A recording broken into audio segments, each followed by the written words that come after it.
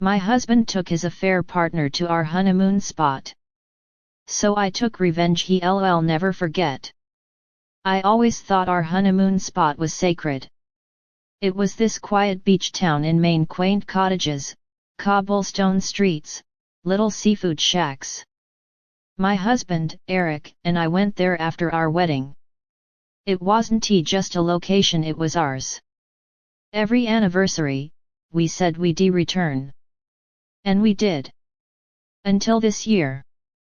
This year, he told me he was burnt out. He needed time alone. Said he was going to the cabin early for a work detox. I believed him. Why wouldn't I stayed back for a few days to finish a project. That's when I saw it. A tagged photo. On Facebook. From a girl I didn't know, her feet kicked up on the deck chair. My deck chair. Our cottage's deck chair. My heart sank. I clicked on her profile. Her name was Jessie. And she posted a whole damn album, Weekend Getaway 2 hearts. That same chair. That same ocean view. That same cottage. Eric wasn't alone. At first, I spiraled. I cried. Screamed. Punched a pillow. But once the rage cooled, something darker settled in. I wasn't going to confront him, not yet. I was going to plan. When he came home, he was so casual. Told me the solitude was amazing, and he really reconnected with himself. I smiled. I nodded. I kissed him. Then I got to work. Over the next few weeks, I hired a private investigator. Cost me more than I liked, but it paid off. Jessie wasn't just a fling. She was a coworker, and apparently, this had been going on for months. He had even told her I was emotionally distant and they were on a break. Classic. I didn't tell him I knew. Instead, I got creative. For our anniversary, I told him I wanted to do something special and romantic. He looked guilty, but agreed. I planned everything, a surprise dinner at the same cottage. What he didn't know was that I had already reached out to Jessie.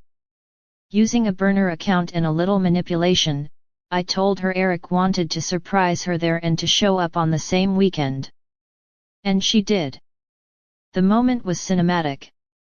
Jessie walked into the cottage with a bouquet. Eric froze. His jaw literally dropped. I wish I had filmed it.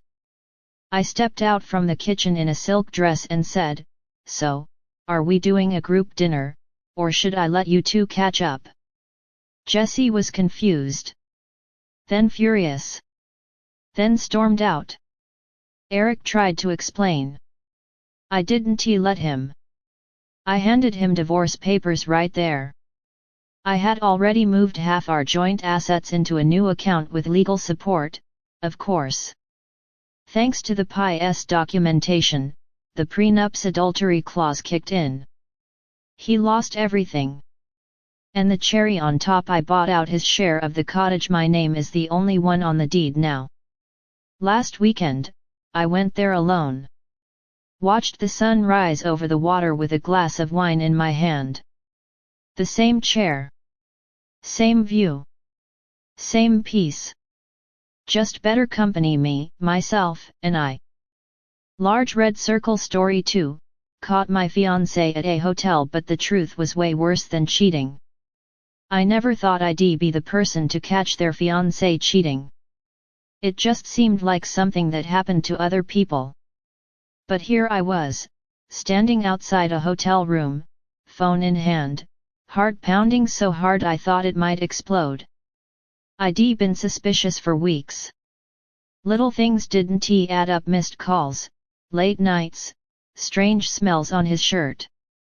But every time I asked, he had some excuse. I wanted to believe him. His name is Mark, and we'd been together almost 4 years. Engaged for 1. That night, I decided I couldn't wait anymore. I used a tracking app on his phone yet, I know, trust issues, but I was desperate. His location pinged to a hotel downtown, definitely not a work thing. I drove there, hands trembling, tears blurring my vision. I waited outside his room for what felt like hours. Then, the door opened. Out walked not one, but two women. My heart shattered, but the worst part was Mark looked so happy. I took photos, recording everything on silent. I went back home, heart heavy, but there was something I needed to know. So, the next day, I confronted him. His face went white. But what he told me next blew my mind. Mark admitted to cheating. But he wasn't just fooling around, he said he was leading a double life. Turns out, he had another family in a nearby city. A wife. 2 kids. I couldn't breathe. Everything made sense. The secret calls. The late nights. The fake business trips. He wasn't just unfaithful, he was living 2 lives. I was the other woman, without even knowing it. I packed his bags the next morning. I sent all the evidence to his wife. I deleted every memory of him from my life. And here's the kicker, he begged me to keep quiet. I didn't. Now, months later, I'm rebuilding. I'm stronger. I'm wiser. And I'm never letting anyone play me like that again. Large red circle. Story 3, he said open relationships were normal. Until I made my own rules. When my boyfriend, Jake, first brought up the idea of an open relationship, I was skeptical. I thought, who actually makes that work? But he assured me it was about trust and honesty, nothing shady. So, after a lot of talks, I agreed to try it. The rules were clear: no secrets, no lies, and always safe. At first, it seemed fine. Jake dated other people, I went on a few dates. But things got complicated fast. Jake started spending more time with one girl, let's call her Sarah. He said it was just casual, but the texts and late-night calls made me uneasy. One day, I decided to push the boundaries myself. I matched with someone new on a dating app, Michael. I told Jake about it. He was surprisingly okay. So I met Michael for coffee. We connected instantly. Michael and I began seeing each other regularly. I enjoyed the freedom and excitement. But Jake, he started acting differently.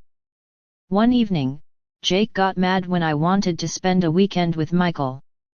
He said, "It's not fair if you're having all the fun." Suddenly, the open relationship felt very closed. I decided to shake things up. I told Jake I wanted to bring Michael to our apartment for dinner. Jake froze. He tried to say no. I reminded him of his own rules.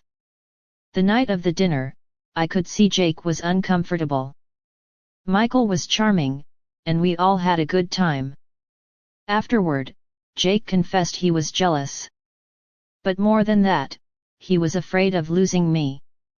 That's when I realized something important. Open relationships aren't about rules, they're about trust. And Jake, he was struggling to trust himself. In the end, we decided to take a break. I'm focusing on what makes me happy. And if Jake can't accept that, it's his loss. Large red circle. Story 4, she slept with my brother, so I gave her the wedding of her dreams. Then exposed her. My best friend, Claire, was the kind of person you'd never expect to betray you. Always bubbly, always there for you. Or so I thought. Claire started dating my older brother, Ryan, about a year ago. At first, I was thrilled. They seemed perfect together. Then, 3 months before my wedding, everything fell apart. I caught Claire in my bedroom. With another guy. Not my brother. Someone else. I didn't say a word. Weeks later, Ryan told me he'd broken up with Claire. He said she cheated on him. I was furious. How could my best friend do this to my family? Then came the wedding. I invited Claire, of course. But I had a plan. I spared no expense on her dream bridal suite, decorated with flowers, champagne, and gifts. She was thrilled. The night before the wedding, I showed her the texts I'd found proof she'd been cheating on Ryan all along. Claire's face went white. She begged me to keep quiet. I just smiled and said, everyone deserves to know the truth someday. On the wedding day, I made sure Ryan knew everything. Claire was left humiliated, standing alone. Now, my brother is happier than ever. And I learned who my true friends are. Large red circle. Story 5. He lied about his business trips until I took matters into my own hands. For months, my boyfriend, Chris, was traveling for work. Frequent business trips, late nights, vague explanations. I tried to trust him. But something felt off. The hotel receipts never matched his stories. His phone was always on silent. One day, I decided to check the GPS history on his phone. It showed a different city.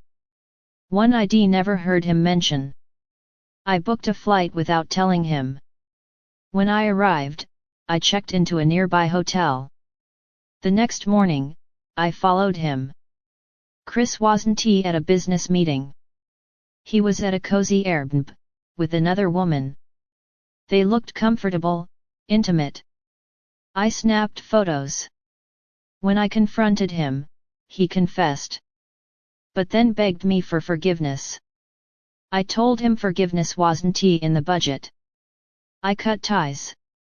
Now, I'm focusing on me. And if he ever thinks he'll get another chance, he's got another thing coming.